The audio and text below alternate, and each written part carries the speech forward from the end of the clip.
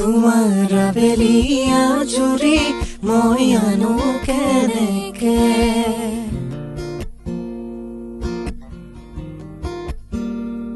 তোমাৰ অভিমান কৰি চুৰি মই ৰাখো কেনেকে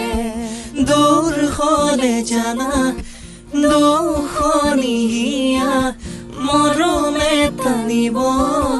কাষলে জানা পাতিবলে মনৰে কথা ঐ জান পাতিবলে মনৰে কথা